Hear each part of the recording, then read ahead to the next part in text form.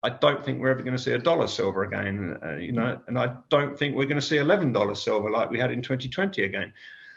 No, I think silver is so important, and people are starting to figure it out as an industrial metal that you can't ever let it go to 11 to 14 again, because if you do, you don't have the silver you need to survive in industry, and that doesn't serve anyone's needs. It doesn't serve the people or the government, or nobody agrees that that would be a good thing. Welcome to Gold Silver Pros. Searching for the best precious metals deal? Shop with our trusted partner, Ark Silver. Access special deals on silver, gold, and platinum through our website, or call 307-264-9441. Hey everyone, this is Rob Keens with goldsilverpros.com. We are here on March 17, 2023, and I'm talking to Ian Everard, the owner of Ark Silver, who's broadcasting today from his shop. Ian, how's everything going out at the shop? I hear you making some progress. Making a bit of progress, Rob. But yeah, after all my experience in construction, it always takes longer and costs more, as anybody who's ever had a builder work on their property knows. So even when you're doing it yourself, it takes longer and it costs more. Exactly right. I remember that from my real estate days. He used to tack on 10% extra at the end, and usually that wasn't enough either. No, but no, it's good. We've got the new hardwood floors down. We've painted the walls and ceilings. We've got nice high gloss white trim. Been working on the cabinets. So yeah, I think we'll actually be opening next Friday. I think we'll do a trial run and open the doors and see what happens. Awesome. That's going to be exciting. And you've got your new showcase going in as well. It looks nice. So you're kind of building those yourself, or you're, I guess, refurbing them from previous use. Yeah. Shall I move the camera over? It might be a bit shaky. Sure. So a local angling store was giving away this old one here, which we will refurbish to make it like new. And then this one here is going to be the main counter. So that's all stripped back, ready to stain and varnish and put the glass back in. And it's quite a nice shape, the store, actually. It's an L shape. So we've got a section up here, which will be the upstairs office, and thinking of doing a history of silver displays as well, sort of historic and current. You know, I would love to do some chronology of like silverback precious metals, and maybe even gold silver pros, just the evolution. People have been just working at this. I think that'd be cool to blend that in, because we're seeing history unfold really rapidly, Rob, aren't we? We were talking earlier about the speed of events unraveling. Yeah, it's what it's what I like to call the quickening after the old. Yeah. It's everything goes really fast, all the news, just like bam, bam. And we were talking about that, Ian, and I think maybe even it's going a little faster than anybody really wants it to go. Well, once we had that first bank failure, everything just went bam, bam, bam. Have you ever seen anything like this? The number 2 and 3 largest bank failures happening basically one day after each other? No, it's unprecedented, isn't it? And I think we're literally going to see decades of history happen this year. My instinct is this is unraveling a little bit faster than the central banks want. But I'm sure they'll adapt their heinous, evil plans to best position themselves. The way I look at it, if anybody's played chess out there, the chessboard they're playing with it's got more squares and more pieces, and we don't even know what those pieces are or what they can do. So the best we can do is understand the big picture and just stay happy, stay calm, and let everybody else panic. That's right. Don't panic. We're going to keep calm. And part of doing that is gold and silver. Gold and silver have been moving up. It looks like in response to the bank failures. And they really go crazy. I mean, gold didn't go through 2000 or anything. What are your thoughts on gold, silver? Do prices justified? Do you think they need to go higher, or what's your view on that?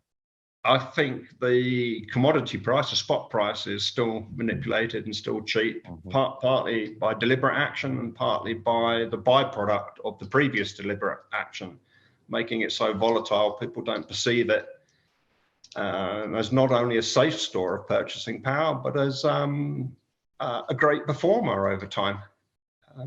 Again, I've mentioned gold before. £14 when I was 5 years old. Now we're over 1,600. So it's broken its all-time high in the pound. I think the party's just starting, really, even on the commodity price, let alone the effect. Now we're seeing, it looks like the wholesalers have got control of the market, and they're forcing premiums up, and it looks like some of the retailers are exploiting the situation and putting greater markup. But I guess they're making up for previous losses, maybe, or who knows. But the whole industry is dysfunctional, isn't it, Rob? I think the whole physical metal industry is not a fair functioning market yet. Well, like you said, I mean, there are choke points along the way, like the wholesalers, and I've been told the wholesalers buy on like a just-in-time basis, and they try to move it, so they're not doing just an incredible amount of hedging or other techniques to lessen their price risks. So when prices, when metal gets more scarce and demand goes up, yeah, they're going to raise premiums. That's how they make their money, and it's how, they protect their margins. Because at other times, if they're buying like that and the price goes against them, they take the hit on the backside. And so the way it's explained to me is, yes, they're going to take advantage of the situation when they can take advantage of it, whether that's right or wrong. That happens, and it starts at the wholesale level, because they're the guys that got to move the biggest amount of metal. They have the biggest risk. They have the biggest price exposure. So they're, when they can, they're going to capture those premiums for sure and pass them on. And then all the retailers get it. And then, of course, they have to add some on to it as well. And it always seems counterintuitive what you think would happen. But the thing is, the wholesalers aren't sitting on big stockpiles of this stuff. They don't sit on a swimming pool size of it to where, it would make sense that they've held it for 3 years and they're going to make money and they could sell it, at a cheaper premium. They're getting it, right before we get it. At least that's how it was explained to me. Yeah, so I guess there's at least two possible solutions. One is more of a vertical integration from source to end user, and two is maybe, heck, is anybody out there watching wants to form a new benevolent wholesaler? We could then just keep stable premiums that the rest of the market would have to follow, or they would go out of business. That would be an interesting proposition. Anybody's got $500 million out there wants to form the largest US precious metals wholesaler, we could do it, couldn't we, Rob? And that way we could keep premiums steady and keep reducing them to help make silver and gold money again. That's easy to trade in and trade out. I think we could do it. I think you could run sales out of there. You could source it from mines directly, kind of bypass the existing industrial markets and just go straight to refiner, straight to, our stop as a wholesaler. It would cut out some of those legs. And if we run it efficiently and we do some hedging and things, we probably could run it a lot better and maybe run just a little bit better model. Since we're vertically integrated, you think about that, and we're selling our own bullion, we're going to get the most out of it, because we cut out middlemen along the way. So it should be self-sustaining while giving a deal to people. I would think, if somebody were to do that, I think they would do very well. So there must be some miners watching, I hope. Maybe we'll find one at the SME in May in New York. That would be cool, wouldn't it? May do that. Yeah, I've actually talked to some miners about vertically integrating to a company which does its own minting, has its own mint in Turkey. So I've actually been trying to hook people up and get people connected to that, because there are a lot of miners that kind of came to me last year and said, I don't know if we can sell at these prices. Silver is too low, and that was not even silver at 2021. It was a little bit higher than that. And it just costs so much to get out of the ground for these primary silver miners that they're trying to find ways to get higher silver prices. So when you talk about manipulated prices, I'm 100% on board there, because silver just needs to be higher for these guys to have incentive to mine it and to make it for us. But that will be the ultimate squeeze, won't it? As the supply reduces and the miners have high graded, I'm sure they're still high grading through their ore, and what's left is going to use more and more energy, more and more manpower, more and more machinery. That's exactly what they've been doing. The last several interviews I've had with silver companies, especially those in North America, they're high grading. If they're producing, they're high grading because they have to, because you have to stay alive. So you're going to take the stuff that you can afford to sell at this price and sell it so that you can pay your employees and pay off your equipment, because you got your variable and fixed costs. You got to pay for leases and equipment and stuff you have. You can't stop mining, and if you do stop mining and stop producing, that costs a lot of money to decommission, to lay people off, and then to restart. That's not so easy. There are procedures. So if we get to the point where price goes below what it costs to get them out of the ground, we're in trouble, because once you start shuttering these primary silver mines, they're not so easy to get back online. It's not like you push a button. No. So that price has got to continue to rise. Will it rise, though, with the banking crisis? It's risen a little bit, but will it stick, I guess, is what I'm going to be looking for. Yeah, and going back to mines, as you said, they even to pause production, most mines, a lot of the workings are below the water table, so they have huge continued pumping costs, and not only they have the energy to pump the water, they then have to purify it before they can release it into a water stream. So yeah, it's a hard business. I empathize with miners. It's one of the hardest businesses, and when I go to site, I see it, and most people don't. Most people assume, oh, it's easy. You got to deposit, you go dig it out of the ground, plenty of money. There's very little money up front for this stuff. People put their entire, I've seen the miner executives put their entire wealth into these projects, like everything goes into it, and if it doesn't work out, they're done. And that's kind of how that business model works. It's a lot harder on most of these mines than people understand. And that's, I think, really what gives the metals their value, because just getting them out of the ground is just the hardest part.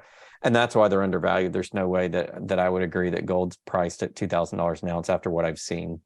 These guys have to go through. I think it should be well north of that. Yeah.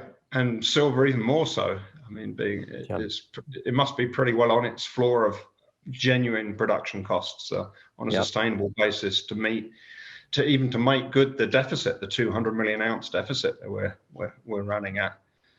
Yeah.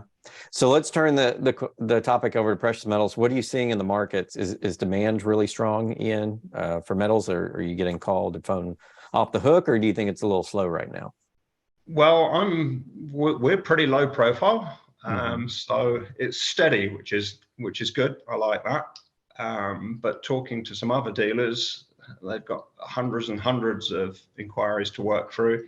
There's going to be some unhappy people, I guess. So I go back to what we said last week: get to know your dealer, so you can ring them up and you can get your spot locked in, job done, rather than chasing. Because we're going to see shortages, physical shortages now. We're seeing some extreme premium rises. But yeah, do you chase it as a retail buyer? I mean, I bought plenty at $27 and I'm still happy personally. I'm not unhappy that I did that. Yeah, it's going to play out. It might well be this year we see $35, $40 silver. And then if you bought at 27, you're going to be very happy. But the risk is going to start stair-stepping, and people will be too scared to get into the market because they'll just presume it's going to go back to a previous low. And at some point it doesn't. I mean, previous lows in history have been a dollar. I don't think we're ever going to see $1 silver again, and I don't think we're going to see $11 silver like we had in 2020 again.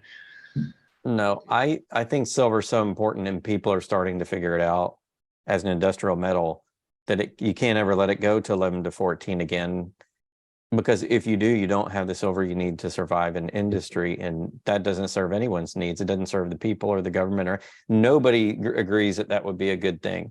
So I don't see why they would allow silver to trade down there for very long. There would have to be some discussion over why is this happening, because we know there's supply deficits, and the futures market should not be allowed to misprice something that much. And I think they're going to have conversations about it if it ever happens again, and say, we got to clamp down on all the shorting, because when you destroy supply and this economy can't function, that's a big issue. And silver's one of those things. You have to have it in any case. So, I mean, it could happen. I've seen crazier things. I just think it would be silly for the market ever to allow it to trade that low again. Well, most people think oil is the most essential commodity. I would counter, no, it has to be silver, because without silver, you can't explore for oil, you can't drill, you can't extract it, you can't refine it, you can't move it, you can't use it. every process to do with oil uses silver. Yes, it does. So if it becomes restricted supply, it'll be the same sort of issue that the fracking companies have got now, because their industry was decimated for a while. Now there's a shortage of all the equipment they need. So instead of being 2 to 3 weeks to turn on a well, it's now 6 months, not because of the technical difficulties, but they can't get the equipment. And it's the same if you make silver so scarce that you've just got to wait for your allocation to make the product or make the machinery or the computer or whatever. You're right, Rob, the whole Western developed world collapses. It's one of the top 8 metals in defense. And so the Defense Department is like, I say, let those silver mines shut down. They're going to, no, we need the silver. Please get us the silver. It's used everywhere, the medical industry. I mean, yeah, sure, we don't expect to under any long period of time. So last question for you, Ian, what is selling the best? What should people look out for in terms of precious metals? What do you see moving? What's the interesting one? Maples, Britannias. Yeah, we're still selling them, I think, at a good premium. We're still around the 350. We're up and down. Sometimes we can place orders at 325. Sometimes it's nearer to $4. We're getting ebbs and flows in what the wholesalers will release. So we're sort of blending the price between our resupply price and our existing stock. Unlike most retailers, we actually hold huge inventory, because I personally so fundamentally believe in silver. I'm very happy to hold huge amounts in the company, and it does not bother me on the typical business. So look, well, that's dollars wasted. It's tied up. It's not moving. You're not earning. But I think it's going to serve us well. It's going to give us a good buffer of supply as the retail demand keeps rising. Yeah, I agree with you there. And like you said, you've kind of dollar cost averaged your way into these metals before they went up. So that helps you blend in some of the newer ones at cheaper than other people, so where you can continue to kind of beat people on the price. That doesn't happen a lot when we're talking about wholesaling earlier. Wholesalers don't do that. That's why they have to pass on all the premium, when they see the opportunity. And then a lot of retailers are stuck in that boat as well. And you have the option at least of maybe, blending that in, making a better deal for people. If people are interested, they simply go to our website, goldsilverpros.com, click on the link for ARK and fill out the form. All that information goes over to Ian. We get a copy as well, so we can track it. And he'll email or text you back once you're in, and then you can go from there in terms of the order. Yeah. And looks like you're going to have a good looking store there in Jackson Hole. We're definitely interested. We're going to come cover it when you get it open and all the snow stop and we can get up there. We'll come and take a look at your shop. It looks very interesting, and I'm really interested in that history of silver if you do end up building that. Oh, I think I'm going to have to. My younger sister runs museums, multiple museums, so she's going to be my consultant to do that display. Oh, awesome. Well, good. Well, we look forward to that. Thank you, Ian, so much for coming back on the program. We appreciate it. Thank you, Rob. It's Ian Everard at arksilver.com. Until next time, this is Rob Keen's Gold Silver Pros. Hey, thanks for watching. We selected these videos just for you. Check them out. And remember, $4.99 a month keeps the lights on and the channel going. So join our Gold Silver Pro supporter membership. We appreciate your support. Keep stacking.